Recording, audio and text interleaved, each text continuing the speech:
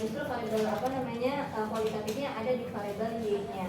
Kira-kira ada yang bisa kasih contoh nggak? Contoh variabel variabel yang sifatnya kualitatif. Ini dia ada beberapa pilihan atau ada beberapa kategori ya yang menjadi dasar pilihan. Contohnya ada yang tahu? Jadi dia biasanya ini berkaitan dengan keputusan ya, atau atau pilihan. Minta apa itunya?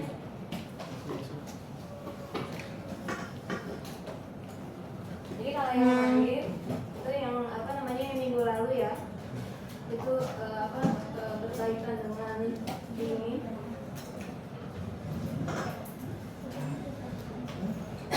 Kalau kemarin variabel kualitatifnya itu justru pada variabel x-nya gitu ya. Sekarang kita balik ya. Jadi kualitatifnya itu ada di variabel y-nya. Gitu ya. Nah, untuk x-nya apakah boleh boleh kuali juga atau harus kuanti semua? Untuk regresi logit. Boleh nggak kalau misalnya dia variabelnya kuali juga?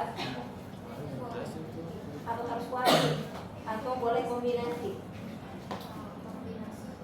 Ya, boleh kombinasi ya. Jadi boleh di sini adalah variabel kuali dan di sini adalah kuali gitu ya. Jadi kita bisa gabungkan kombinasi keduanya.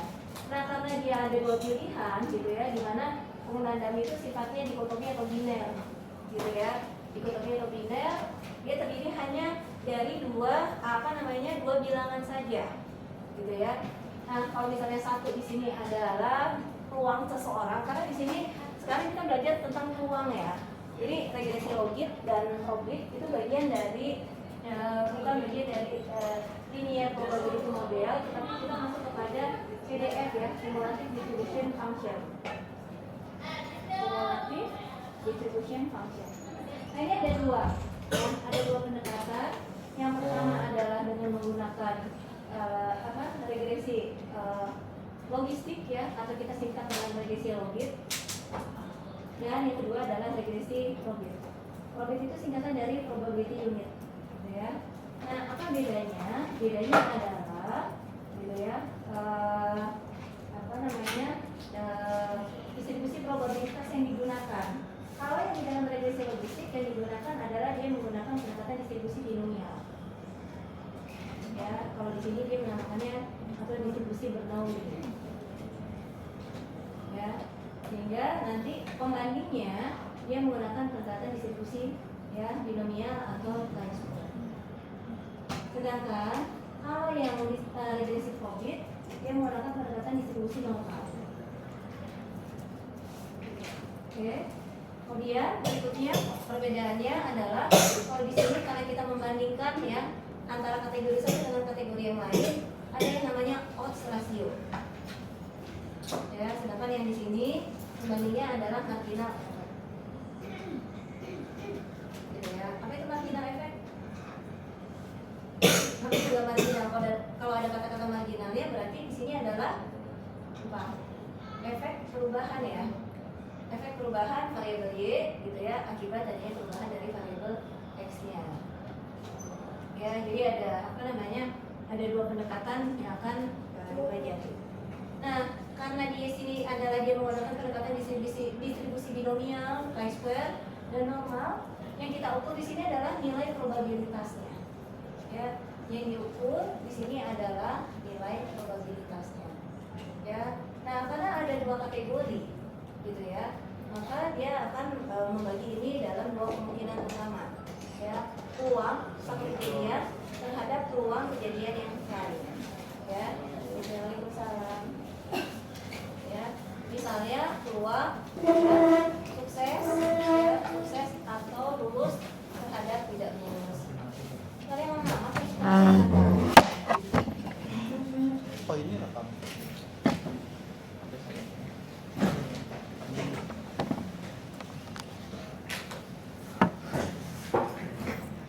Nah itu, jadi nanti akan ada dua. Dan nilai probability ini namanya nilai probabilitas ya.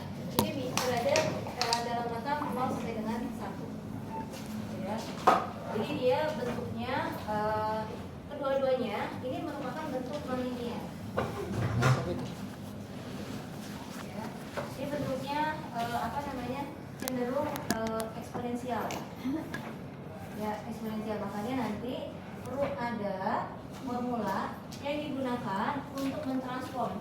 ya untuk mentransform ya sesuatu yang non-linear supaya dia menjadi linear.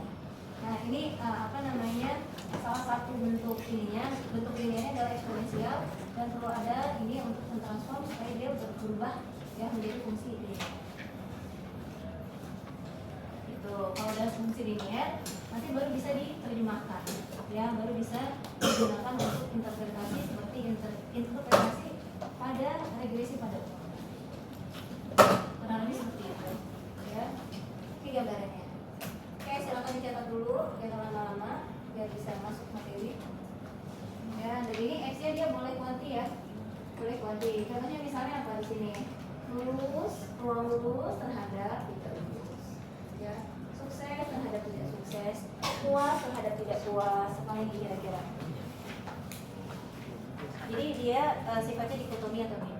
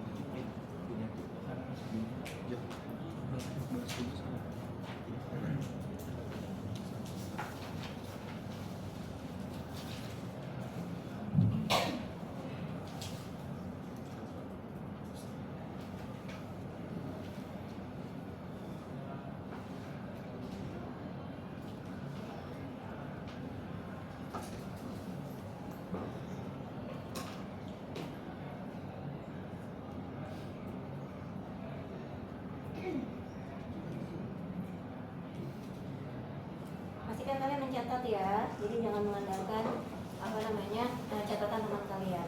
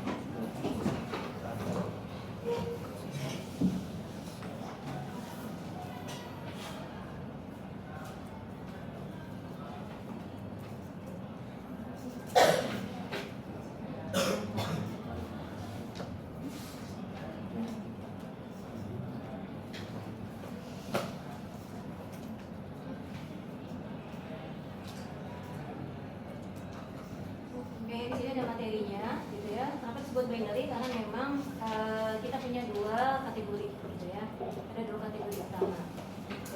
Oke, kalau kita lihat secara definisi gitu ya, regresi logistik digunakan untuk menjelaskan hubungan antara variabel terikat yang berupa data dikotomi atau biner dengan variabel bebas yang berupa data berskala interval atau kategori gitu ya. Jadi variabel x-nya seperti yang biasa tuliskan di depan, dia bisa kombinasi kuanti dan kuali gitu ya. Kemudian variabel terikat berskala biner itu adalah variabel terikat yang menghasilkan dua kategori ya, yang dinotasikan dengan dia sama dengan satu ya, atau suatu kejadian sukses terhadap kejadian gagal. Dan variabel ini mengikuti sebaran distribusi Bernoulli ya. Distribusi Bernoulli itu distribusi yang memang mengukur besaran probabilitas dari banyaknya kejadian gitu ya. Jadi banyaknya variabel acak ya, variabel acak yang memang kita masukkan gitu. Kalau dulu kan kalau kalian ingat menghitung probabilitas dengan binomial adalah munculnya angka terhadap gambar dari pelemparan sebuah koin. Kemudian apalagi munculnya dadu ya, angka dadu 5 ya dari pelemparan sebuah dadu. Atau misalnya apalagi kartu ya, munculnya kartu as dari pengocokan kartu remi gitu ya.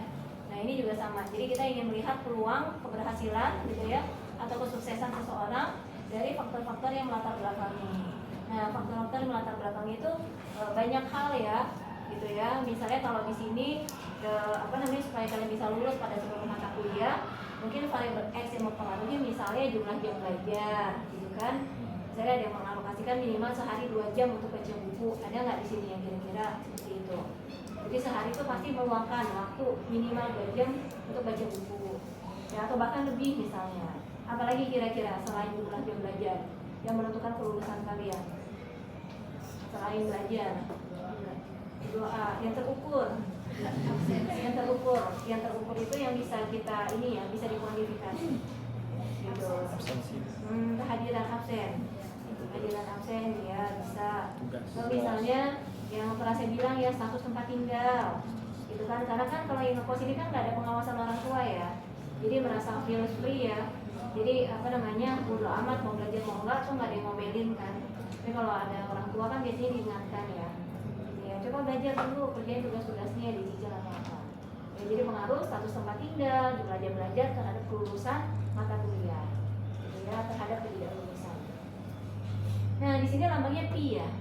Pi itu artinya P, peluang, gitu ya. Yang kita ukur adalah peluang.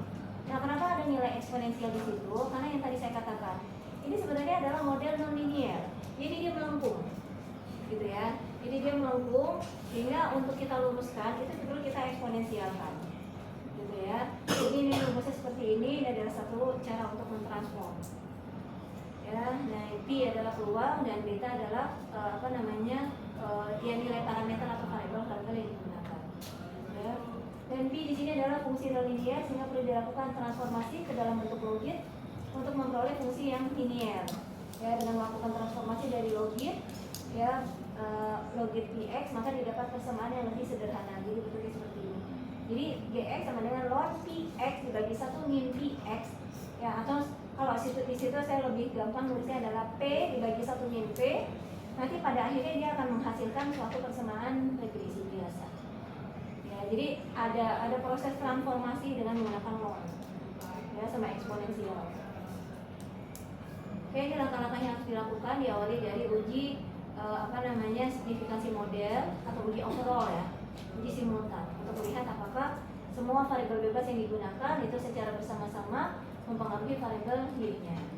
Ya, itu kan tadi ya jumlah jam belajar, jumlah absensi kehadiran, gitu kan, status tempat tinggal, apalagi kepemilikan buku misalnya ya, karena ada yang punya buku ada yang enggak. Ya, kalau punya buku kan dia punya bahan untuk belajar ya, tapi kalau nggak punya buku dari mana dia belajar. Penulisan hipotesisnya sama seperti uji simultan pada regresi gitu ya. Jadi nilai beta 1 sama dengan beta 2 sama dengan beta 1. Artinya seluruh variabel bebas ya tidak ada pengaruh variabel bebas secara simultan, secara bersama-sama. Oke. Nah ini statistik ujinya dengan menggunakan G kuadrat. Ya. Nah sekarang kita menggunakan pendekatan maksimum likelihood namanya. Ya, jadi ada tiga pendekatan yang bisa digunakan untuk menyelesaikan masalah regresi. Yang paling mudah itu adalah dengan menggunakan OLS, ya ordinary least square. Yang kedua adalah maximum likelihood, yang ketiga adalah TSLS, two state least square. Gitu, ya. Jadi ada 3. Yang two state least square nanti akan dipelajari di ekonometri lanjutan. Gitu ya. Jadi bertahap. Gitu. Oke, sekarang kita pakai yang maximum likelihood. Kenapa pakai maximum likelihood? Karena dia adalah salah satu bentuk non-linear. Jadi nggak bisa menggunakan OLS. Ya. Karena ada proses transformasi data yang harus dilakukan. Oke, nah di sini pembandingnya. Jadi nanti nilai G kuadrat itu harus dibandingkan dengan nilai chi-square tabel. Ya, yang ini nih. Pembandingnya adalah dengan chi-square tabel. Ya. Nah, Atau kalau nggak punya, kalian boleh lihat pada nilai probability value-nya. Kalau nilainya lebih kecil daripada alfa, dapat dikatakan bahwa variabel x secara simultan itu berpengaruh terhadap variabel y-nya. Gitu ya. Kamu kelihatan nggak di situ posisinya? Biasa kan? Kamu tulis? Enggak, maksudnya posisinya kenapa? Kamu mau nyatet pakai laptop atau gimana? Nyatet pakai laptop, dan laptopnya harus sambil dicas. Kalau laptopnya nggak sambil dicas nggak bisa. Jadi maksudnya kamu pindah posisi di situ dulu biar kelihatan. Biar memudahkan kamu dalam belajar. Sebenarnya nggak masalah, cuma saya takutnya kamu jadi jarang gitu orangnya. Gitu ya, jadi miring semua. Masih nggak kelihatan juga di sebelahnya siapa? Noval, sebelahnya Noval, pasti Noval sendirian. Gak ada temannya. Masih kelihatan? Gitu ya. Oke, jadi nanti pembagiannya adalah dengan chi-square kabel ya. Gitu ya. Oke, berikutnya adalah setelah uji simultan nanti dengan uji parsial. Gitu ya. Nah, uji parsial ini namanya uji parameter model. Gitu ya. Jadi kita melihat secara parsial per masing-masing ya. Per masing-masing variabel bebas. Gitu. Jadi kalau variabel bebas ini ada 5, ya jadi ada 5 nih ujinya. Oke. Nah, di sini kita pakai namanya uji Ward. Ya, di situ ada tulisannya uji Ward. Di sini, ya, di atasnya hipotesis. Ya. Nah, untuk hipotesisnya sama kayak tadi, cuma di sini dibikinnya per masing-masing ya. Per masing-masing variabel bebas. Oke.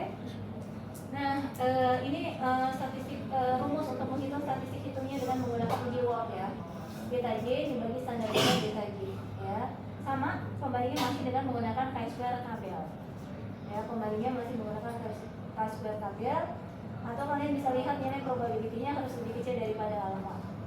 Ya. Itu dikatakan bahwa variabel ini dicatat ya, hal-hal seperti ini. Jadi jangan sampai nanti kalian lupa gitu kan. Jadi uji uji simultan ya, itu menggunakan nilai g square yang dibandingkan dengan chi-square kabel. Kalau yang uji parsial dengan menggunakan uji Ward namanya ya, dan penentuan signifikansinya sudah dicatat gitu loh, jadi nanti kalian nggak bingung ya. Ini sih kalau untuk penentuan signifikansinya sama seperti penentuan signifikansi pada regresi ya. Jadi nilai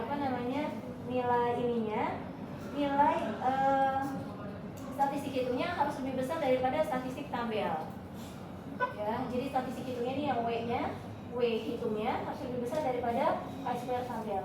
Atau kalau kalian juga bisa melihat pada nilai probability value, nilainya harus lebih kecil daripada alpha gitu ya. Nah, untuk dikatakan bahwa variabel x secara parsial itu mempengaruhi variabel y-nya. Oke, sampai di sini sudah dicatat ya. Uji simultan pakai apa, uji parsial pakai apa. Jadi nanti kalau misalnya pada satu ujian itu kalian disajikan output, kalian nggak bingung ya output ini dipakai untuk apa gitu ya. Oke, lanjut. Kita masuk pada pembahasan odds ratio ya. Nah, kenapa ada odds ratio? Odds ratio ini adalah merupakan perbandingan probabilitas suatu kejadian terhadap probabilitas kejadian yang lain. Saya ulangi ya, boleh dicatat. Odds ratio itu adalah merupakan rasio perbandingan ya antara probabilitas ya, disingkat prop aja, probabilitas ya satu kejadian terhadap kejadian yang lain gitu. Jadi kalau misalnya probabilitas suksesnya itu 70%, maka probabilitas tidak suksesnya berapa? Ya 30% gitu kan, karena kan probabilitas itu jumlahnya harus sama dengan 1 gitu ya. Jadi kalau misalnya probabilitas suksesnya 0,7, tidak suksesnya 0,3. Nah itu dikomparasi, dibanding ya, dibandingkan. Jadi 0,7 per 0,3 berarti berapa tuh? 2, berapa? 2,1 ya, 2,2 gitu ya, 2,2. Jadi probabilitas orang yang sukses adalah 2 kali lipat orang yang tidak sukses gitu ya. Karena itu sebuah angka perbandingan, rasio perbandingan antara dua kejadian yang sukses dengan yang tidak sukses. Bisa ya gitu ya. Jadi kita kan mengkomparasi. Jadi dia sebuah ini aja tuh. Di situ bisa kalian baca sendiri ya. Odds ratio merupakan ukuran atau kecenderungan untuk mengalami kejadian tertentu antara satu kategori dengan kategori yang lain. Ya, atau rasio, ya rasio dari odds untuk X sama dengan 1 dan X sama dengan 0. Nah, karena di sini gitu ya, kita bisa menggunakan variabel X yang sifatnya kualitatif, ya, maka kita juga bisa bandingkan gitu ya. Jadi X yang kualitatif, Y ini juga kualitatif, maka nanti bentuk perbandingannya lumayan agak jelimet gitu kan. Nah, ada satu hal yang ini ya. Jadi kalau kita menggunakan regresi logistik, gitu ya, karena dia merupakan pendekatan linear, maka kita tidak bisa serta langsung masuk pada interpretasi hasil, ya. Karena yang tadi ini non linear, maka kita gunakan odds ratio atau eksponensial beta. Jadi nilai beta, ya, yang kalian dapatkan dari hasil olah data regresi itu harus dieksponensialkan. Gimana cara eksponensialnya? Ada yang tahu nggak? Cara mengeksponensialkan nilai beta. Kan kalau di scientific itu ada yang namanya ini ya, ada nilai E epsilon. Ada yang mau scientific calculator nggak? Bawa juga. Nah, nilai itu akan kalian gunakan gitu ya. Ya nanti ketika kuliah kalian bawa ya, wajib ya, gitu ya. Pinjam atau beli atau apa nyicil, karena harganya nggak mahal. Ya sekarang udah murah, dulu memang masih mahal. Ya di situ di atasnya loan itu ada lambang, ada apa ini kecil E pangkat sekian. E yang tulisannya gitu. Jadi dia E pangkat, E pangkat. Ini yang kayak tanda topi ini ada artinya pangkat. Ya, ini adalah salah satu cara yang bisa dilakukan untuk melakukan transformasi ini tadi. Ya, transform. Ya, dari non-linear menjadi linear. Ya, supaya apa? Supaya kita bisa mendapatkan, supaya kita bisa menginterpretasikan. Jadi dia dieksponensialkan. Ini posisinya di sini. Jadi kalau misalnya kalian perhatikan, dia ada di atas board. Ini ada yang lebih kecil. Oke, kalau dia ada runningnya, kalian harus pencet shift-nya dulu, ya. Baru yang E, artinya kalian mengaktifkan itu. Ini kemudian E, ya. Baru tulis angkanya. Misalnya angkanya berapa? 25. Nanti udah tulis. Caranya, ya. Kalau nggak ada, kalian boleh cek pakai kalkulator dulu, gitu ya. Tapi pakai handphone. Tapi pada saat ujian kan nggak boleh pakai HP, ya. Jadi harus pakai kalkulator. Jadi pastikan kalian punya, ya. Oke, berikutnya apa lagi? Ya ini yang tadi saya bilang ya, suatu rasio perbandingan antara kejadian tertentu, ya, antara satu kategori dengan kategori yang lain. Ya, jadi perbandingan antara yang lulus, ya, terhadap tidak lulus. Jadi kalau yang lulus adalah 0,7 karena angka probabilitas ya, yang tidak lulus 0,3, maka ini 2,12 ya kalau nggak salah ya. Gitu ya. Artinya apa? Ya, yang lulus kita bisa interpretasikan kecenderungan mahasiswa yang lulus adalah 2,12 kali lipat lebih besar dibandingkan yang tidak. Ya, artinya lebih banyak yang lulus atau tidak lulus? Yang banyak yang lulus karena nilainya di atas 1 ya. Gitu. Oke. Nah, karena di sini ya kita juga bisa kombinasi ya untuk variabel X yang sifatnya kualitatif. Iya, X yang sifatnya kualitatif. Misalnya yang tadi status tempat tinggal, apa lagi? Jam belajar. Yang kualitatif. Ya, saya pengen lihat yang tinggal dengan orang tua misalnya, sama yang tidak tinggal ya, kos, asrama gitu ya, atau ibu saudara atau apa gitu kan, itu masuknya kategori. Nah, maka kita bisa komparasi. Jadi Y1 ya, Y sama dengan 1, Y sama dengan 0 terhadap X1 dan X0. Nah, itu nilainya berapa? Ya. Jadi di sini status ini yang tinggal sama orang tua, tinggal dengan orang tua, ini tidak tinggal dengan orang tua, gitu ya, misalnya karena ngekos, yang rumah lulusnya di rumah. kayak gini, cara bacanya gimana? Cara interpretasinya? Karena kita bicara tentang probabilitas, maka kita penjelasannya adalah peluang ya.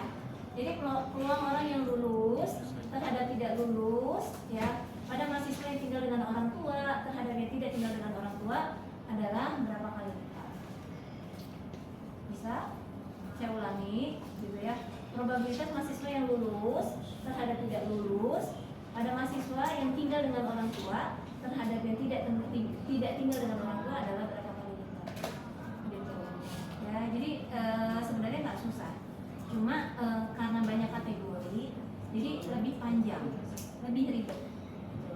Karena apa? Semua kategorinya harus di-mention. Ya, karena kan A terhadap B, C terhadap D, E terhadap F. Gitu. Jadi vokalisnya seperti itu. Ya, bisa ya. Semi, paham? Jelas? Kurang jelas apanya? Tulisannya terlalu kecil. Apa? Yang keras tadi. Yang ini. Iya, karena kan ini kita bicara ini kan. Kita lagi ngomongin odds ya. Odds, namanya ini odds. Odds ratio. Dia merupakan perbandingan antara seseorang yang kalau apa di sini yang Y sama dengan 1 dan Y sama dengan 0. Oke. Yang Y sama dengan 1 ini yang lulus. Ya, yang Y sama dengan 0 yang tidak lulus. Oke. Nah, apa yang melatar belakangi ini? Yang melatar belakangi ini adalah tadi yang kalau ini kan kita lagi ngomongin untuk yang sifatnya kualitatif ya. Jadi kalau bicara Excel kualitatif gitu ya, yang apa namanya sama dengan 1 ini adalah yang tinggal sama orang tua, tinggal dengan ortu ya, singkatannya sini ya, terhadap yang tidak tinggal dengan ortu. Ya. Nah, yang kita bicarakan ya adalah perbandingan ya, perbandingan nilai. Saya kasih nilai aja deh kalau kalian bingung ya. Kalau misalnya di sini apa namanya yang lulus adalah 0,8 atau 80% ya. Terhadap yang tidak lulusnya adalah 0,2. Ya, kalau dibagi ini kan sama dengan 4 ya. Gitu ya. Artinya apa? Peluang mahasiswa yang lulus ya terhadap tidak lulus itu adalah 4 kali lipat ya. Jadi kan ini sama dengan ini nih, kalau mau dibikin pecahan bisa aja 4 banding 1 nah sama aja. Yang lulus 4 kali lipat dibandingkan yang tidak lulus ya. Karena apa? Karena status tempat tinggalnya ya kan, salah satunya. Karena kan ada yang tinggal sama orang tua ya, dia diawasi, jadi lebih banyak yang lulus dibandingkan yang tidak tinggal dengan orang tua gitu. Bisa itu ya, operasi Buyang sama garuk-garuk. Iya. Nah itu, jadi didefinisikan sebagai rasio dari odds ya, untuk X sama dengan 1 terhadap X sama dengan 0. Ini tadi yang tinggal sama orang tua dengan yang tidak tinggal ya. Jadi di sini didefinisikan bahwa odds rasio adalah resiko atau ukuran atau kecenderungan pengaruh observasi ya pada kondisi 1 ya, itu berapa kali lipat dibandingkan dengan observasi pada kondisi 0 ya, untuk variabel bebas yang berskala kontinu, sehingga interpretasinya adalah setiap kenaikan C unit ya, ini kalau kuanti ya, kenaikan C unit pada variabel bebas maka akan menyebabkan terjadinya lulus adalah berapa kali lipat ya, lebih besar dibandingkan yang tidak gitu. Oke ya kan, kalau dulu kan kalau kalian menginterpretasikan apa pada regresi biasa ya, perubahan atau apa namanya ya, perubahan variabel X1 sebesar 1 satuan maka akan meningkatkan variabel Y sebesar beta 1 itu dulu ya. Sekarang pada Y nya ada 2 ya, perubahan sebesar 1 satuan pada variabel X1 misalnya perubahan jumlah jam belajar kalian ya terhadap peluang kalian lulus adalah sebesar sekian ya, sesuai angka yang tertera pada nilai eksponensial betanya. Cuma ini nanti ya, nilai beta ini perlu dieksponensialkan. Ini nilainya dieksponensialkan ya. Kenapa perlu dieksponensialkan?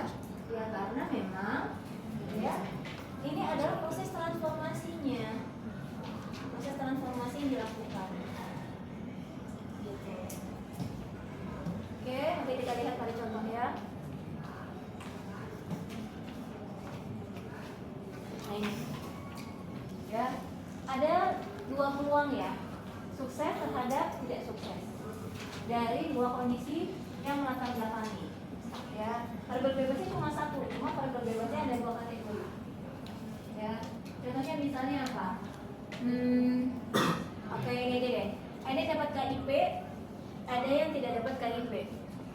Ya, yang dapat KIP ada yang lulus, ada yang tidak lulus. Yang nggak dapat KIP ada yang lulus, ada juga yang tidak lulus. Jadi ada kemungkinan 4 hasil yang bisa terjadi. Sama kayak gitu. Ya, ini yang tinggal sama orang tua, ada yang lulus, tapi ada juga yang nggak lulus. Yang ngekos, ini yang ngekos, ada yang lulus, ada juga yang nggak lulus. Ya kan? Nah, probabilitas kalau dijumlah sama dengan 1. Ya, ini sama dengan 1. Gitu. Ya. Nah, ini formulanya. Nah, ini sebenarnya nggak perlu capek-capek ngitung ya. Karena di output SPSS itu udah tersedia. Gitu ya. Kalau di sini P0, di sini 1 min P0. Kalau di sini P1, maka di sini 1 min P1. Ya. Cuma pembedanya apa? Rumusnya. Ya. Rumus atas sama bawah kalau dijumlah sama dengan 1. Ya, sama ini juga atas sama bawah kalau dijumlah sama dengan 1. Nah, kenapa perlu pakai rumus ini? Karena rumus ini akan kita pakai untuk membuktikan kenapa kita pakai eksponensial ya. Nah, ini. Ya. Nah, ini nilai nilai eksponensialnya seperti ini. Ya, P1 dibagi 1 min P1 ya, dibagi P0 dibagi 1 min P0 ya tadi. Ya, masukkan ininya, masukkan formulanya tadi. Ya, kemudian ada yang bisa dicoret ya, yang atas dengan ini, ya, kemudian tersisa ini, dan ini juga ada yang bisa dicoret sehingga tersisa hanya eksponensial beta.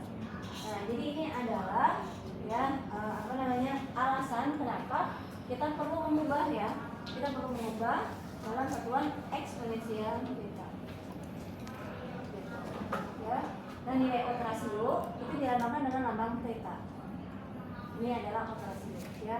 Eksponensial beta yang dapat diartikan bahwa resiko terjadinya peluang lulus pada yang ngekos adalah berapa kali lipat ya terjadinya peristiwa yang tidak ngekos, peristiwa yang lulus pada kategori yang ini ya. Jadi resiko terjadinya kelulusan mahasiswa ya pada yang dapat KIP misalnya adalah sebesar berapa kali lipat ya risiko terjadinya mahasiswa yang dapat KIP pada kategori yang tidak dapat KIP. Ini kan yang dapat KIP, ini yang enggak, ini yang lulus. Sebenarnya ini nggak perlu ditulis juga bisa supaya nggak bingung. Ya, gitu. Jadi kalau dikasih KIP, apakah peluang lulusannya lebih banyak atau enggak? Itu kan perlu dicari tahu kan. Ya, apakah KIP itu jadi penstimulus motivasi belajar buat kalian? Gitu kan. Jadi kan kalau yang nggak dapat KIP kan kalian harus nyari kerjaan tambahan ya, gitu ya, harus nyambi, magang atau apa. Jadi kalian nggak fokus. Tapi kalau ada bantuan, kan bisa fokus tuh untuk fokus belajar aja, gitu ya. Ada nggak di sini yang dapat KIP? Ada ya? Ada pasti. Ya mungkin ada ya. Ya, nah itu kan yang dapat mungkin jadi lebih semangat, gitu kan? Karena nggak perlu capek-capek kerja. Ya, atau apa lagi? Ya kenapa contohnya KIP karena minggu kemarin banyak yang minta tanda tangan KIP ya. Gitu. Tapi apa contohnya ya tadi yang tinggal sama orang tua sama yang tidak tinggal. Oke, biar nggak bingung pakai contoh soalnya. Oke, baca soalnya di sini. Yang 424. Baca 5 menit dan dipahami maksud soalnya ini. Mana yang jadi variabel X, mana yang jadi variabel Y-nya.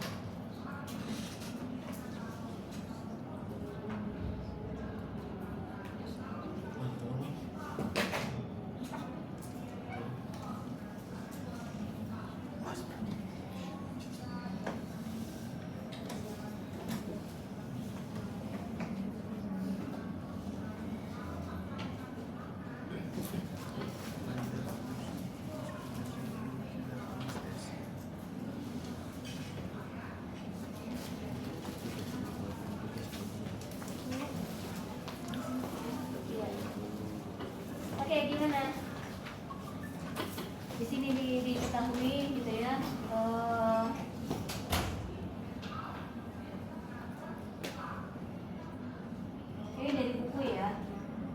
Whether a patient having surgery with general anesthesia experience a sore throat, on waking, as a function of the duration of the surgery in minute and take type of device used to secure the airways, laringeal mask dan tracheal tube. Oke, berarti yang di sini adalah Pasien yang pasien operasi anesthesia. Y-nya yang mana? Variabel terikatnya adalah yang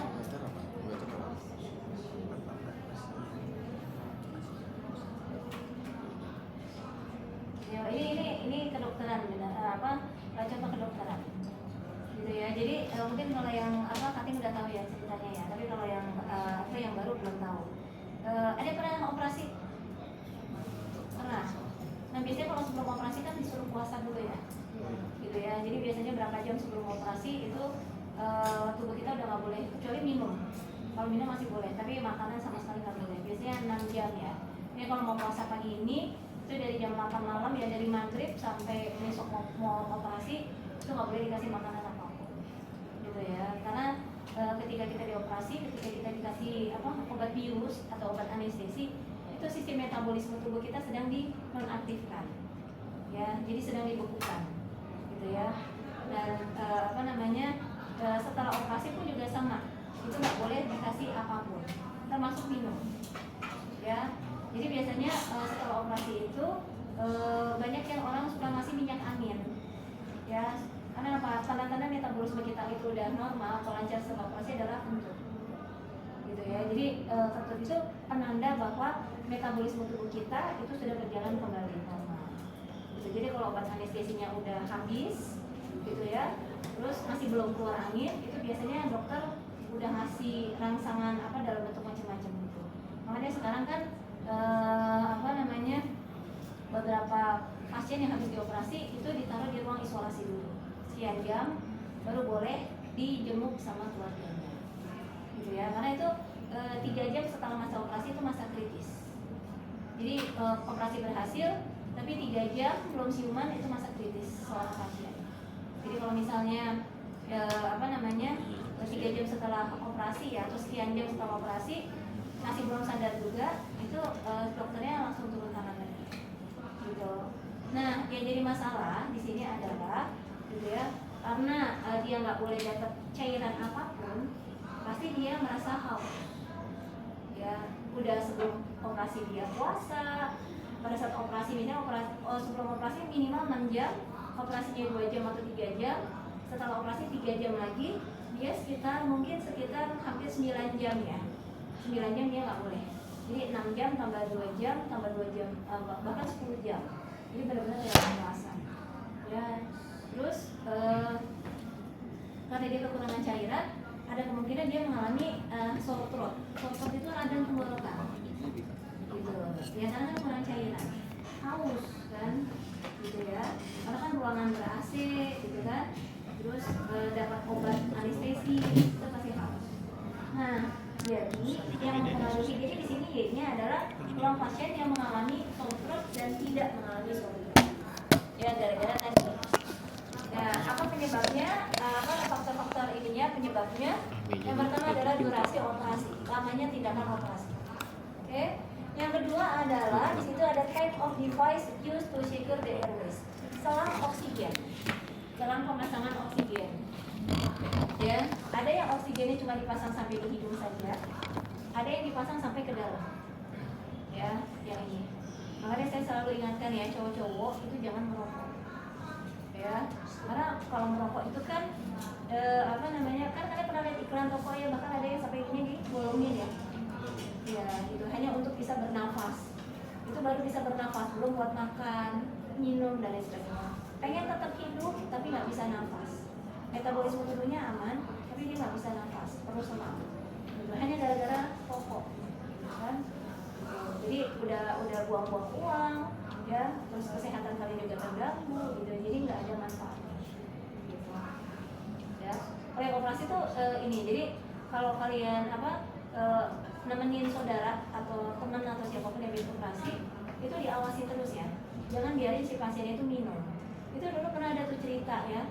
Itu kejadian nyata ya. Itu mahasiswa bimbingan saya. Saya nanya, kamu berapa bersaudara? 2 bu tadinya. kok tadinya iya kakak saya meninggal gitu, kenapa? Operasi ya gitu. Emang operasi apa? Operasi usus buntu gitu. Cuma waktu itu operasinya hari Jumat ya, operasinya berhasil, cuma karena hari Jumat nggak ada yang mendampingi, terus di kakaknya ini minum ya karena haus kan, habis operasi minum tanpa ada yang ngawasin gitu ya, air itu jadi beredar kemana-mana dalam gitu, karena kan metabolisme tubuhnya belum normal gitu, akhirnya meninggal ya gara-gara minum, gaya minum gitu ya. Itu sebuah cerita sederhana ya gitu ya, yang ternyata berimpact fatal gitu. Jadi jangan sampai dibiarin. Jadi makanya sekarang kan diisolasi, jadi si penunggu, si keluarga pasien nggak boleh masuk karena takut dikasih macam-macam kan, karena kasihan dong habis puasa haus gitu ya, barang sesendok pun nggak boleh. Makanya kan biasanya orang kalau udah habis operasi, kalau masih belum kentut itu dikasih minyak angin ya, pokoknya dipanasin tubuhnya gitu, biar keluar angin, penanda kalau metabolisme tubuhnya udah normal gitu. Ya, nah itu jadi penyebab terjadinya shortcut radang ya, radang tenggorokan. Yang pertama adalah dari durasi operasi, dan yang kedua adalah pemasangan selang oksigen. Kan kebayang ya kalau selangnya masuk sampai ke tenggorokan kan melukai ini ya, kena ke dinding-dinding kerongkongan, sehingga dia akan bikin lecet dan bikin ininya jadi sakit gitu. Nah di sini kita pengen lihat ya gambarnya. Ini ada 35 pasien gitu ya, jadi ada 35 pasien, ini ke samping ya, 12, 24, 35. Oke, sini durasi ya, lamanya operasi. Kemudian P ini adalah pemasangan tadi, airways-nya, selang oksigen tadi. Dan Y-nya itu adalah orang yang kena dengan yang tidak kena. Ya, ada yang kena ya kalau durasinya lama, tapi ada juga yang durasinya sebentar dia juga kena. Ya. Jadi ternyata ini istilah-istilah kedokteran. Ya, ini juga mereka belajar ekonometri, gitu kan? Mereka juga belajar regresi logik. Ya, karena kan mereka butuh tahu ya. Nanti besok-besok kalau ada operasi lagi, itu harus dikasih mereka harus memperpendek durasi operasi atau memasang selang yang lebih pas. Ya, jangan sampai salah tindakan kan. Cukup di hidung, nggak perlu sampai di kerongkongan. Karena kan dampaknya jadi lebih besar gitu kan. Karena kalau obat terendah itu kan dia biasanya pakai steroid. Steroid itu bahaya bagi tubuh. Gitu ya. Jadi dia merusak liver. Gitu, steroid itu. Jadi kalau kalian dikasih obat radang besok langsung sembuh, itu ada dugaan itu ada steroid. Jadi makanya kalau ditanya punya alergi obat atau enggak, tanya aja ke dokternya, dok itu pakai steroid atau enggak. Kalau pakai steroid sebaiknya dihindari. Gitu. Itu cepat banget. Tapi dia merusak liver. Gitu. Jadi bahaya. Gitu ya. Jadi ada tuh dosen ya yang kalau udah kena steroid dia langsung kejang-kejang gitu, karena memang nggak cocok. Gitu. Jadi langsung keganggu metabolisme. Oke. Nah, kalau untuk data yang sifatnya kualitatif, software yang paling aman digunakan adalah dengan menggunakan SPSS ya. Gitu. Jadi SPSS ini mampu mengakomodir penggunaan data yang sifatnya kualitatif. Gitu ya. Jadi kalau ada kategori-kategori yang digunakan, kalian harus masukkan dulu kategori-kategori di dalam values label. Oke. Jadi contohnya misalnya 0 yang sebagai kategori referensi ya, yang menggunakan varial, dan 1 yang menggunakan terakhir. Oke. Kalau sudah ya semua variabel sudah didefinisikan, kemudian kita masuk pada olah data ya. Di sini ada analyze, regression. Kita pilih yang binary logistik. Ya, situ. Oke. Nah, tinggal masukkan ya variabel Y-nya dalam kolom dependent dan variabel X-nya dalam kolom covariant. Oke. Ya. Kemudian berikutnya adalah di situ ada kategorikal ya. Kanan pojok ya. Nah, ini kita perlu memindahkan ya, khususnya untuk pada variabel X yang sifatnya kualitatif saja. Ya, kalau nggak ada Bu, ya nggak usah, gitu ya. Jadi ini geser nih, ini ada variabel kualitatifnya digeser ke sebelah kanan. Ya, yang kualitatif yang mana? Yang D atau yang B? Yang kualitatif, variabel D atau variabel T? Yang kualitatif di X-nya, yang T ya, yang tadi yang pemasangan selang airways tadi, selang oksigen ya, ada 2 tadi ya. Nah itu tinggal kita pilih ya yang mau jadi reference kategori ya, kategori yang pertama atau kategori yang terakhir ya. Kalau misalnya lineal terhadap yang terakhir gitu ya, maka yang kita pilih adalah yang reference kategorinya false gitu ya. Itu tinggal dibolak-balik nggak masalah. Oke, kalau udah lanjut ke tahap berikutnya, di situ ada save ya, ada optional.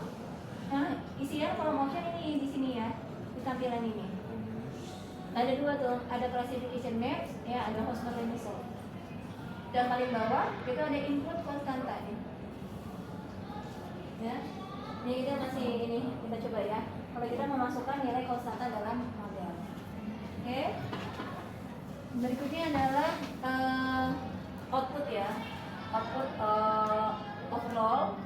Di sini kita menggunakan output omnibus ya. Yang perlu dicek adalah yang di bawah ya, yang model itu kalian lihat ya, ini sebenarnya uji G kuadrat tadi nih yang 16, sekian tuh ya, atau kalian boleh lihat pada nilai signifikansinya ya. Nah di situ sama kayak regresi ya, jadi kalau nilai signifikansinya lebih kecil daripada alfa, dapat dikatakan bahwa variabel tersebut signifikan ya. Jadi secara overall, secara simultan ya, secara bersama-sama variabel x itu mempengaruhi variabel y-nya ya. Secara bersama-sama seluruh variabel x1, x2, x3, x4 secara bersama-sama itu mempengaruhi variabel y-nya. Oke. Berikutnya ini yang parsial ya, kita menggunakan output variable in the equation ya. Kalian bisa lihat tuh ya, ini sebenarnya uji walk-nya nih, bukan ada walk-nya ya. Nah di sini kalian harus menggunakan apa namanya chi-square tabel ya. Nah kalau nggak punya, kalian boleh lihat pada nilai signifikansinya. Ini sama kayak tadi, harus lebih kecil atau lebih besar? Lebih kecil. Dari dua variabel ya, dari durasi dan pemasangan RW tadi yang T ini, mana yang signifikan? Yang durasi atau yang T? Yang durasi. Kenapa? Karena nilainya lebih kecil gitu kan. Jadi durasi operasi ternyata mempengaruhi peluang seseorang terkena radang gitu. Jadi semakin lama durasinya ya, karena semakin kurang cairan ya, semakin besar kemungkinan dia terkena radang tenggorokan gitu ya. Itu jadi kalian lihat tuh nilai signifikansinya lebih kecil atau lebih besar. Oke, nah lihat nilai konstantanya signifikan nggak di situ? 0,195 ini. Jadi patokannya di sini ya, yang atas tuh 0,09 ya, itu penentu signifikannya. Dan yang kedua adalah untuk variabel x2-nya adalah 0,072. Itu kan lebih besar ya. Jadi dia nggak signifikan. Ya, bawahnya konstanta 0,195. Lebih besar juga. Jadi dia tidak signifikan. Nah, nanti kita bisa coba ya kalau konstantanya kita hilangkan. Ya. Nah, ini interpretasinya ya, bahwa variabel D signifikan mempengaruhi variabel Y. Oke. Ini tadi ya yang durasinya. Oke. Berikutnya ada namanya goodness of fit ya. Uji kelayakan model. Ini digunakan untuk melihat apakah variabel yang kita gunakan itu mampu menjelaskan ya variabel Y-nya. Oke. Nah, pertama yang bisa kita cek adalah dari uji Hosmer and Lemeson. Ya. Nah, di sini output ini digunakan untuk melihat apakah modelnya telah cukup mampu untuk menjelaskan data atau tidak. Oke. Nah, yang perlu dilihat adalah nilai signifikannya ya, 0,508. Ya. Nah, kalau di sini nilainya justru harus lebih besar. Itu dikatakan tolak H0. Ya, nilainya harus lebih besar untuk dikatakan bahwa model logistik yang digunakan telah mampu menjelaskan data atau sesuatu. Itu yang di belakang dibangunin ya, atau sudah dibuka dulu 2 orang di belakang. Karena mereka ketiduran 3 orang tuh. Dicolek, sudah cuci muka dulu. Yang lain sibuk ini cuci muka kalian yang belakang kalau ngantuk. Jadi biar nggak ngantuk, cuci muka dulu. Oke.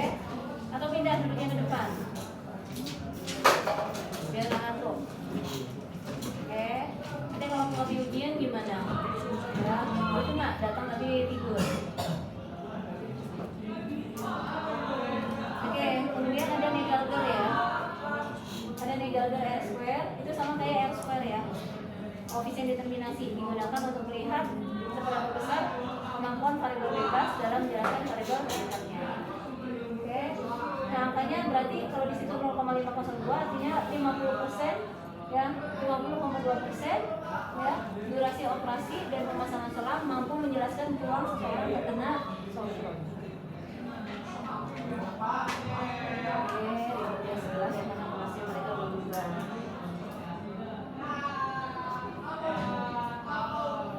Suara saya jadi kalah sama sebelah. Oke, berikutnya adalah classification table. Ya, overall persentasenya adalah 85,2. Nah, uji ini bisa digunakan.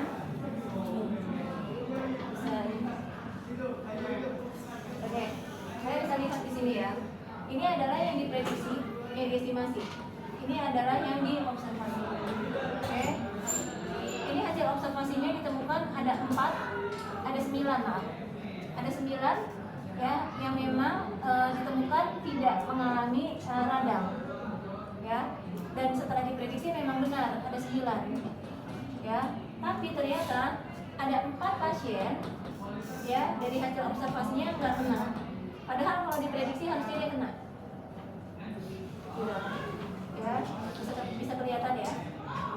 Gitu ya. Jadi dari hasil pengamatan langsungnya nih, dari hasil observasinya ada 4 yang nggak kena. Padahal kalau diprediksi harusnya dia kena. Ya, kondisi ini berbanding terbalik sama ini. Dari hasil observasinya dia kena. Padahal harusnya dia nggak kena. Ada 1. Ya ini ya hasil observasinya memang dia kena. Setelah diprediksi memang harusnya dia kena. Ya mungkin yang di sini yang durasinya lama, yang pemasangan selangnya sampai ke tenggorokan, gitu ya. Nah angka ini dapatnya dari ya yang ini ya nyilang ya 9/13. Ya 13 dari mana? Dari penjumlahan ini. Ya 9/13 69,2. Oke 95,5 dari mana? Dari sini 21/22. Ini adalah 95,5%. Ini adalah hasil rata-rata. Ya, rata-rata. Oke.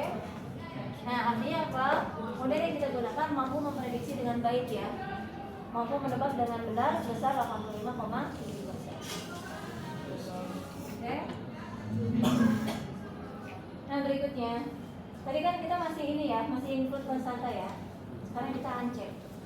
Ya, kita buang. Oke, kita lihat hasilnya. Jadi kita ulangi lagi dari awal. Oke, omnibus tadi digunakan untuk apa? Uji apa?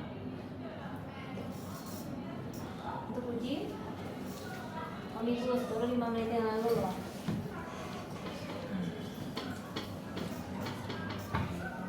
Untuk uji pertama tadi ini. Catat nggak? Ayo, dari belakang, tempat tidur. Omnibus dipakai untuk apa? Uji simultan atau uji parsial? Parsial, yakin? Omnibus. Kalian nyimak tapi tidur. Nyimak nggak? Omnibus baru 5 menit yang lalu. Untuk uji simultan. Ya, ini untuk uji simultan. Oke, aman nggak tuh uji simultannya? Lihat pada apanya tadi?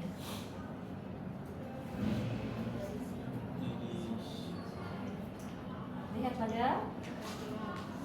model. Oke, nilai signifikansinya harus lebih apa?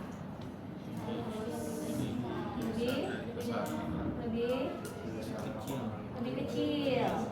Ya, dari 0,05. Artinya apa? Secara simultan aman nggak?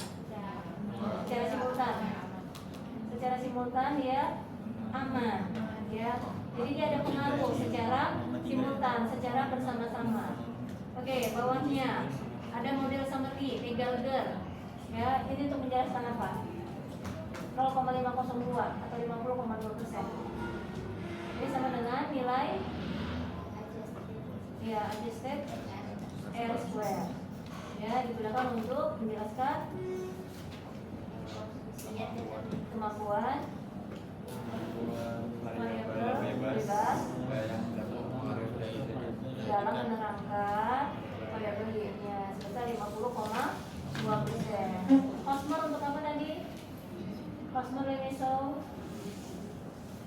harus apa? Lebih besar atau lebih kecil oleh Hosmer? Makanya dicatat ya, hal-hal penting itu dicatat. Jadi jangan nunggu didikte gitu loh.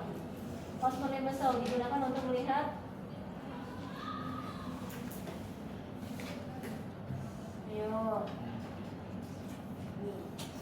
Mesol digunakan untuk melihat apakah model telah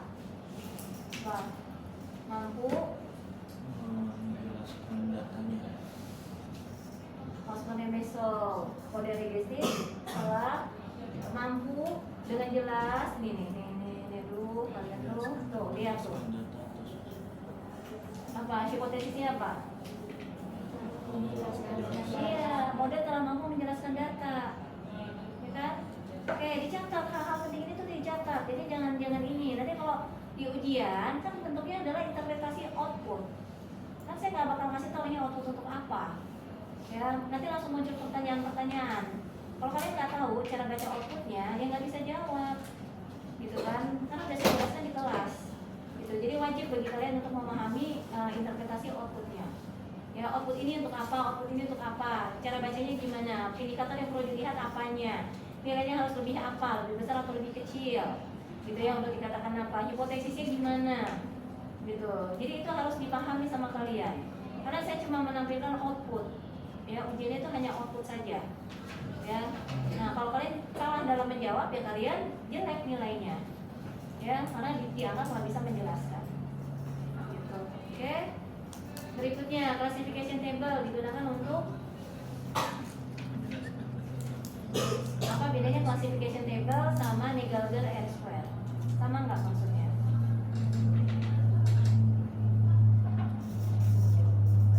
Sama nggak? Sama-sama overall percentage-nya itu kalau tadi kan 85,7 ya. Nah, sebelumnya ini 80%. Bedanya apa sama Negalder? Kalau Negalder itu digunakan untuk koefisien determinasi, kalau yang ini digunakan untuk meriksa keakuratan ya jawaban. Ya, nah, ini untuk melihat ya persentase koleksinya, ya keakuratan jawaban. Oke, nah variable in the equation itu untuk apa? Variable in the equation ini untuk melihat uji apa?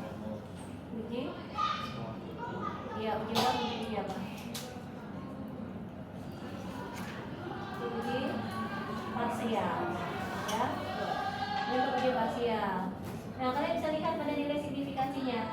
Untuk durasinya dia signifikan nggak? Yang durasinya dia signifikan nggak? Signifikan.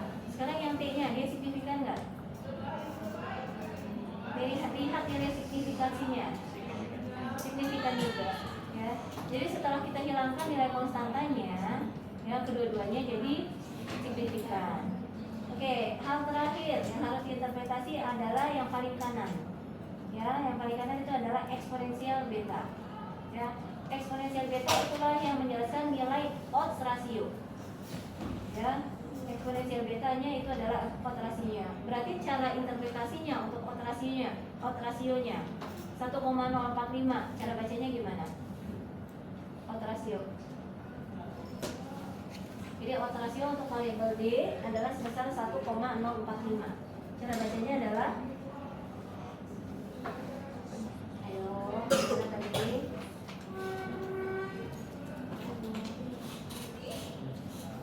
Probabilitas pasien untuk terkena radang, ya, terhadap tidak terkena radang dari lamanya operasi adalah sebesar 1,045 kali. Ya, saya ulangi, peluang pasien, ya, untuk terkena radang terhadap tidak terkena radang adalah, ya, sebesar 1,045 kali. Ya, karena kan kita bicara peluang A terhadap B, ya, dari lamanya operasi.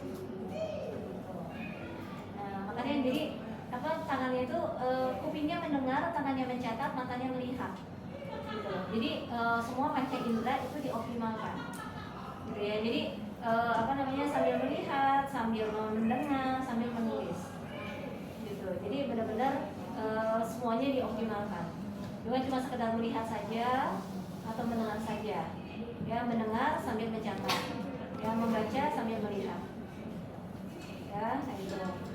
Jadi itu adalah nilai perbandingan ya antara dua kondisi yang sedang diperbandingkan. Jadi lebih banyak yang kena radang atau yang tidak terkena radang? Banyak yang kena ya, karena angkanya 1,045 kali lebih banyak gitu. Oke, kalau yang bawah di situ ada dua tuh, karena kan tadi ada yang pakai yang dipasang lewat laringeal sama tracheal. Berarti gimana? 0,127 sama kayak tadi. Sebenarnya yang pertama juga sama ya, lamanya durasi seseorang gitu ya, meningkatkan peluang seseorang terkena radang terhadap tidak terkena radang adalah sebesar berapa? Itu kalau kita mau mulai dari X-nya. Tapi kalau yang tadi saya bicara dari Y-nya dulu. Jadi bisa dari X-nya atau bisa dari Y-nya. Gitu. Oke, untuk yang kedua sekarang. Oke, gimana?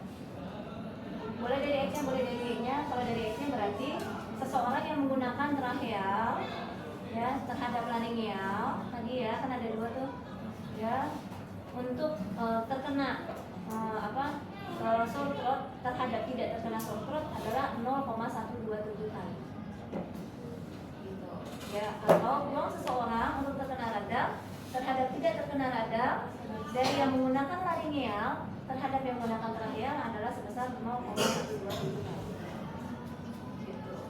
Oke, bisa dipahami? Coba, siapa yang bisa ngulangin lagi? Yang bisa mendikte kembali penjelasan tadi? Coba. Kita saya tunjuk. Novel, bisa Novel?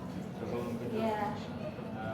probabilitas pasien untuk terkena radang terhadap tidak terkena radang dari penggunaan tracheal terhadap tidak penggunaan laringeal sebesar 1,045 kali. 0,127. Masuk dari itu dia bawah. Iya, itu yang bawah. Itu kalau yang X-nya kualitas. Ya, jadi bandingan A terhadap B dengan C terhadap D adalah berapa kali lipat? Ya, jadi peluang kena terhadap tidak kena dari yang pakai dengan yang nggak pakai adalah sebesar berapa? Ya. Itu gampang kan? Bisa? Ya, ya. Jadi kan peluang seseorang terkena terhadap tidak terkena dari yang menggunakan terhadap yang tidak menggunakan adalah berapa kali lipat? Ya. Nah, ini contoh interpretasinya. Ya, semakin lama durasi operasi seseorang, maka kecenderungannya untuk terkena sore throat ketika bangun meningkat. Ya, itu kesimpulannya. Ya, kalau yang bawah kecenderungan seseorang yang menggunakan tracheal untuk terkena sore throat ketika bangun adalah 0,127 kali dibandingkan seseorang yang menggunakan laringeal. Berarti lebih aman pakai apa? Pakai yang tracheal atau yang laringeal? Kalau pakai tracheal 0,127 kali jika dibandingkan yang menggunakan laringeal. Menggunakan yang laringeal. Ya, kenapa yang yang tracheal itu lebih kecil, ya. Jadi lebih ini tracheal ya. Sampai di sini ada pertanyaan. Ini yang pertama yang harus kalian pahami adalah memahami setiap bentuk outputnya. Setiap output itu dia memiliki fungsi yang beragam, gitu ya. Jadi fungsinya macam-macam.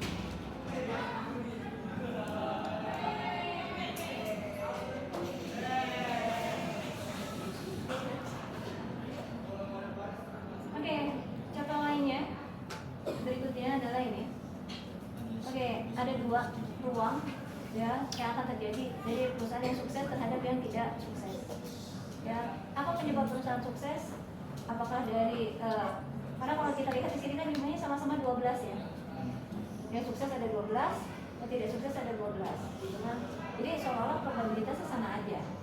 Padahal ada faktor lain yang melatar belakangi. Ya, misalnya adalah ukuran perusahaan. Semakin besar ukuran perusahaan, semakin banyak modal yang dimiliki, semakin tahan menghadapi berbagai macam guncangan. Ya, jadi kemungkinan mereka bisa survive ya, di tengah krisis ekonomi itu lebih besar. Jadi peluang dia untuk sukses lebih besar harusnya. Gitu ya. Nah, ini kita lihat. Ya, dari dari 12 perusahaan yang sukses, ya ada 10 yang besar dan ada 2 yang kecil. Ya, dari 12 perusahaan yang tidak sukses itu ada 12 yang lihatnya ke samping. Oke, yang tidak sukses ada 1 perusahaan besar yang tidak sukses dan ada 11 perusahaan kecil yang juga tidak sukses. Ya, oke. Nah di sini ada faktor tambahan ya. Jadi dia tidak hanya dipengaruhi oleh size-nya saja, tetapi juga dipengaruhi oleh financial performance. Ya, ada FP. Oke. Kalau saya tanya ke kalian, berapa probabilitas perusahaan sukses terhadap seluruh total perusahaan yang ada? Berapa probabilitas perusahaan sukses terhadap seluruh perusahaan yang ada? 12/12 atau 12/24?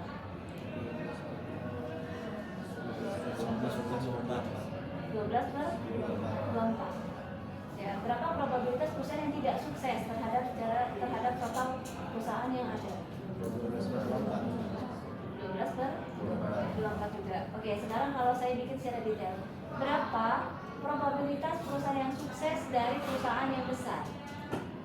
Berapa probabilitas perusahaan yang sukses dari perusahaan yang besar? 10/12 atau 10/11? 10/12. Berapa per 12? Ya, karena perusahaan yang sukses ada 12. Ya, perusahaan yang besar hanya ada 10. Berapa probabilitas perusahaan yang sukses dari perusahaan yang kecil? 2/12. Oke. Kalau saya balik ya, berapa probabilitas perusahaan besar yang sukses? 10/11.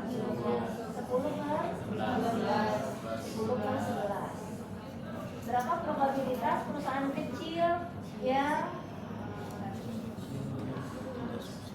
berapa probabilitas perusahaan kecil yang tidak sukses? Ya, patokannya gimana berarti? Kalau ditanya berapa probabilitas perusahaan kecil yang sukses, gitu ya. Perusahaan yang sukses ada, perusahaan kecil ada 13, yang sukses ada 2, gitu kan. Jadi 2/13. Ya. Kalau misalnya saya balik, berapa probabilitas perusahaan yang sukses ya dari perusahaan yang kecil? 2/12. Kenapa? Karena perusahaan yang sukses ada 12. Ya, yang kecil itu ada 2. Jadi lihat pada berapa jumlah totalnya, kemudian baru lihat pada rinciannya. Bisa? Berapa probabilitas perusahaan yang besar dan tidak sukses? 1/11. Oke, kalau saya balik ya, kalau misalnya berapa probabilitas perusahaan yang tidak sukses dari perusahaan yang kecil? 11/12. Ya, berapa probabilitas perusahaan perusahaan yang tidak sukses dari perusahaan yang besar? 1/12. Ya, 1/12. Bisa? Bingung? Wajah-wajah bingung. Bingung menentukan apa? Pembaginya. Ya. Kalau kalian bingung menentukan pembagi, lihat ya, yang diucapkan berapa probabilitas perusahaan sukses dari perusahaan yang besar. Perusahaan suksesnya ada 12, yang besar ada 10 gitu. Tapi kalau saya balik, ya berapa probabilitas perusahaan besar yang sukses? Ya, lihat jumlah perusahaan besarnya ada berapa? Jumlah perusahaan besarnya. Jumlah perusahaan besar 11 ya. Kemudian yang sukses ada berapa? 10. Berarti 10/11 gitu. Bisa? Bisa. Oke ya. Oke. Nah, itu jadi penentu ya. tadi ya, berapa probabilitas perusahaan sukses? 12 per 24. Ya, ini berapa probabilitas perusahaan sukses yang berasal dari dan perusahaan besar? Itu 10 per 12 atau 2 per 12. Ya, ini perusahaan besar yang sukses adalah 10 per 11 dan 1 per 11. Nah, kalau di sini ada yang namanya odds. Ya, odds itu perbandingan Y1 sama Y0. Y1-nya adalah yang sukses, Y0-nya yang tidak sukses. Makanya dia bukan 12 per 24 lagi, tapi dia 12 per 12 sesuai jumlahnya. Karena dia merupakan perbandingan dari dua kondisi. Ya, cuma di sini yang ditampilkan bentuk angka, bukan bentuk probabilitas. Gitu ya, jadi 1:1. Ya, artinya perbandingan perusahaan yang sukses ya atau tidak sukses ya sama aja, sama dengan 1. Tapi kalau misalnya kita lebih spesifik ya, odds perusahaan besar sukses ya, odds ya sukses besar terhadap tidak sukses. Karena namanya odds itu adalah perbandingan Y1 sama Y0. Y1-nya yang sukses, Y0-nya yang tidak sukses. Ya, yang sukses itu ada 10 ya, yang perusahaan besar. Yang tidak sukses ada 1. Lihat di sini.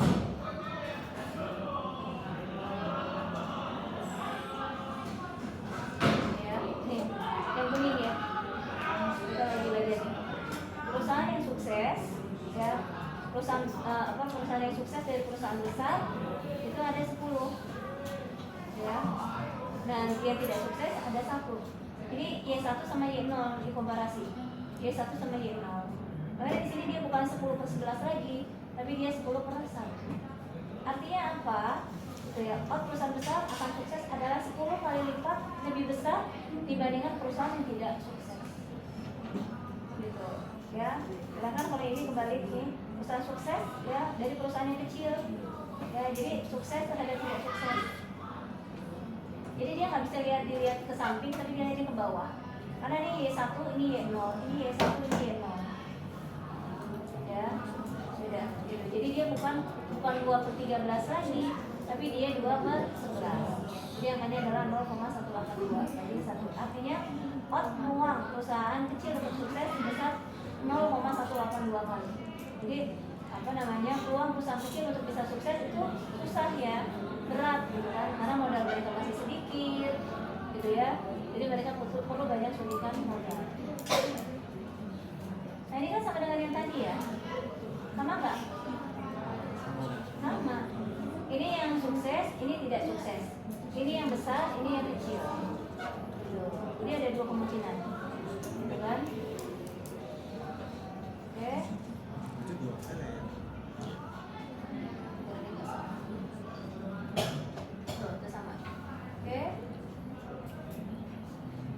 Oke, nah odds bisa dirubah menjadi probabilitas bentuknya seperti ini. Ya, jadi dari odds kita ubah ke probabilitas atau dari probabilitas jadi odds itu bisa. Ya, ini caranya. Odds sukses besar dibagi 1 ditambah odds sukses besar adalah 10 per 1 tambah 10. Ya, karena kan tadi yang oddnya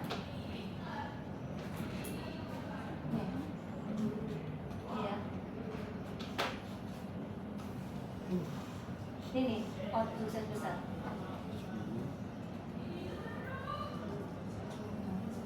Ya, odds sukses besarnya adalah 10 kan? Ada 10 nih. Jadi dibagi 1 ditambah 10. 10 adalah 0,909. Kalau kita balik ya, P sukses besar dibagi 1 min P sukses besar 0,909 dibagi 1 min 0,909 10. Jadi dia balik. Itu cara mengubah. Oke. Nah, berikutnya apa lagi? Tadi di formula ini ada loan ya. Ini ada loan ya.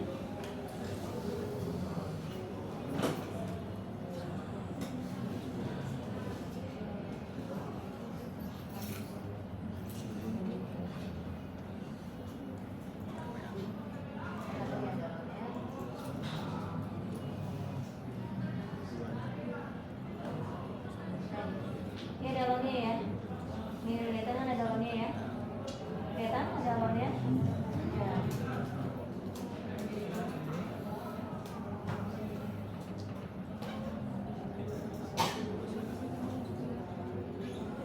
Maka kita perlu loankan ya. Loankan dari hasil dari ini nih, outnya. Loan 10 adalah 2,303. Loan dari sukses kecil 0,182, ini 0,182 ya.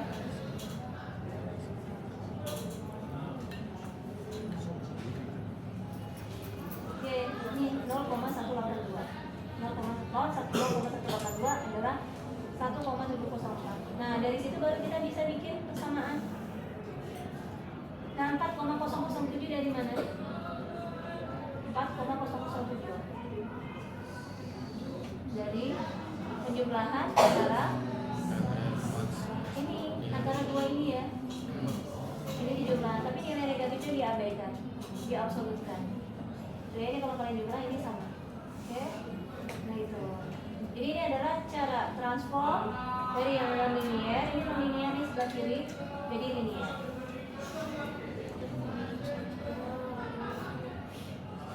Oke, berikutnya di sini ada lagi. Ya, jadi loan out ya baru bisa bikin persamaan regresi, atau loan P bagi 1 min P, ini yang sukses, ini tidak sukses, baru bisa jadi persamaan linear. Yang kiri non linear, yang kiri ya ini yang pakai logit, yang sebelah kanan yang linear. Oke. Kalian aja ngantuk ya, saya juga ngantuk. Gitu ya. Jadi apa namanya, cara pelajarannya logika ya, bikin puyeng. Jadi kalian harus pikir yang kritis ya, pelajarannya kayak gitu. Habis makan siang ya, terus ngantuk biasanya karena perut kalian lagi mencerna makanan gitu. Oke, gimana caranya biar nggak ngantuk? Gak usah makan nah, ya. Tapi apa namanya, ya ini apa, hindari makanan-makanan yang pedas atau hindari makanan-makanan yang terlalu banyak mengandung karbo gitu ya, karena kan jajanan kalian kan yang ada di depan ya gitu ya, cilok, terus apa namanya, bukan cilok namanya, bakso tusuk ya gitu ya, yang nggak ada nilai gizinya ya, itu yang bikin itu cenderung bikin kalian lebih ngantuk gitu ya. Makan yang sehat. Makanya saran saya kalau kalian mau belajar itu lebih baik makan buah-buahan segar kembali itu jadi nggak ngantuk. Jadi loan P dibagi 1 per P, 1 min P sama dengan B0 ditambah B1 size ya. Atau kalau mau kita hilangkan loannya, maka kita ubah seperti ini ya. Kalau kita mau ubah loannya dan kita ingin menghitung hanya P nya saja, 1 dibagi 1 ditambah E pangkat ya. Nah ini hasilnya, ini hasil olah datanya. Cuma ini harus dieksponensialkan dulu nih ya, nilai min 44,9, 3,052 dan seterusnya. Jadi kalau kita pengen tahu nilai P bagi 1 per P, 1 min P sama dengan E pangkat sekian, atau bisa ditulis seperti ini ya. Nah angka ini harus pakai kalkulator ya, yang tadi saya ajarkan. Kalian bisa pakai handphone dulu ya buat sementara, tapi kalau ujian kalian harus bisa menggunakan kalkulator ya. Menggunakan kalkulator tidak sesimpel menggunakan HP gitu ya. Jadi ada menu tadi yang harus pencet shift-nya dulu ya. Oke, kalian bisa cek ya, ini nilai negatifnya diabaikan E ya, kemudian shift loan, baru kalian tulis angka 4,4449. Apakah benar hasilnya 85, sekian? Coba kalian cek pakai kalkulator. Hah? Benar nggak? E pangkat 449. Pastikan kalian mengaktifkan scientific calculator. Amirul, kamu bawa kalkulator nggak? Nggak ada. Oke, nanti bawa ya. Mulai minggu depan kalau kuliah ekonometri mau dipakai nggak dipakai bawa, gitu ya. Apalagi untuk mata kuliah hitung-hitungan itu wajib bawa. Ya, karena itu apa namanya, kalian harus menghitung nilainya. E pangkat E terus langsung ketik 4,449. Ada yang dapat nggak angka 85? Error. Kalau di handphone nggak usah dipangkatkan lagi. Kalau kita shift loan, udah kan udah muncul E nya kan? Udah tulis 4,444 ya 9. Ya, sesuai di depan ya. Iya. 85 85,541. Benar berarti. Ya, tahu ya caranya ya. Ya, yang nggak bawa kalkulator pinjam sama yang punya, yang bawa. Biar tahu caranya.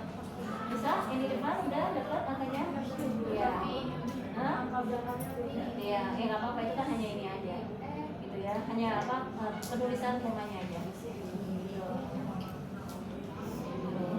Ya, kalian bawa biar tahu. Jadi nanti pada saat ujian tahu kalian cara hitungnya. Nah, nanti dari sini baru bisa diinterpretasikan secara biasa nih. Ya, untuk dapat angka-angka ini yang udah dieksponensialkan nih. Yang atas yang belum, yang bawah yang udah.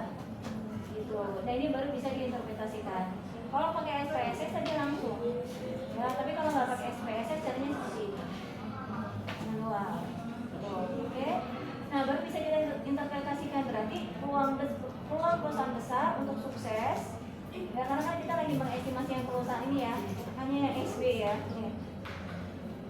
Ya, yang ini XB nih. Yang tadi 0,8 ini 0,10 sama 0,18 ini yang suksesnya aja. Jadi interpretasinya adalah peluang perusahaan besar untuk sukses adalah sebesar angka ini tadi.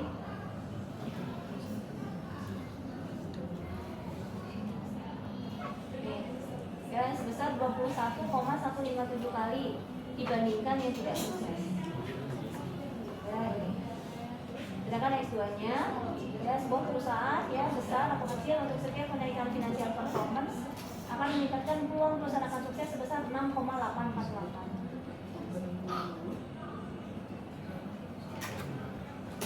Oh, ini bahasa ininya.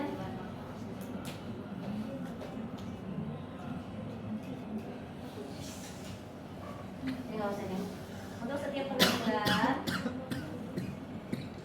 ya, untuk setiap kenaikan financial performance, maka akan meningkatkan peluang perusahaan akan sukses sebesar 8,848. Ya. Nah, ketika sedang menginterpretasikan X1, asumsikan X2-nya konstan, dan ketika sedang menginterpretasikan X2, asumsikan X1-nya konstan. Gitu, ya. Ini jika X konstan, maka peluang perusahaan besar untuk sukses naik menjadi 21,1. Ini sama nih. Ya. Nah, apa hubungannya O sama dengan variabel bebas? Yaitu jika FP konstan, ini FP-nya konstan nih, ya, maka O-nya untuk sukses adalah sebesar 21,22 yang diperoleh dari E pangkat ini. Dan jika variabel dianggap konstan, maka O perusahaan untuk setiap perubahan financial performance adalah sebesar 6,885 dari ya dibandingkan perusahaan yang tidak sukses. Oke, sampai di sini ada pertanyaan. Jadi ini adalah bentuk transformasi di eksponensial ya dengan menggunakan kalkulator. Oke, sampai di sini ada pertanyaan. Kalau nggak ada, saya mau absen.